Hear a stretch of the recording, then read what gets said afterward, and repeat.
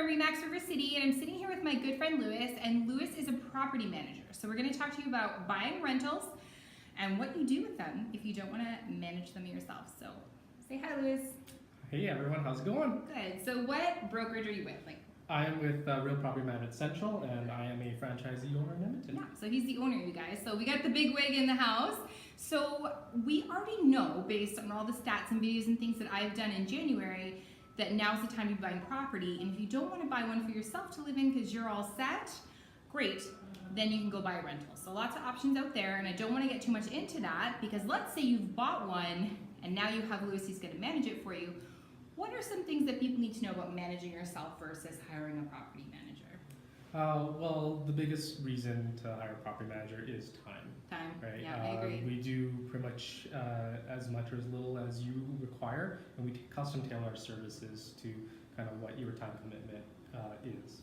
Okay, can you give us an example, quick and dirty example of tailoring? For sure. So things like, let's say, maintenance limits. Okay. So there's some people who want to be very involved in if things break in the property. Okay.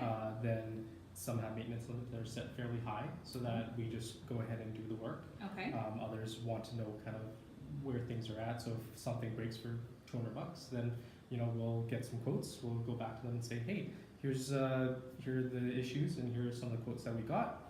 Would you like us to go ahead with the work? And then they get to choose kind of. I like that. It sounds like full disclosure is a really big thing for you guys, hey? Exactly. We do pretty much everything by the book. We are fully licensed by the Real Estate Council of Alberta. Yeah, as our agents, you guys, it's exactly the same for them. So I have a license through Real Estate Council, which we call RECA, and so does Louis, just a different license. So that's why sometimes when you ask me questions about managing properties and things, I can't legally answer that, but Louis can. So last point I really want to talk about is the residential tenancies branch and the act and all of the legalities surrounding that. So what makes you different in that regard? Well, the biggest thing is we understand the rules and regulations behind it. So as a landlord, you may not know kind of the rights of the tenants and what a landlord can and cannot do. Right. So what that means to you is that it can impact your finances.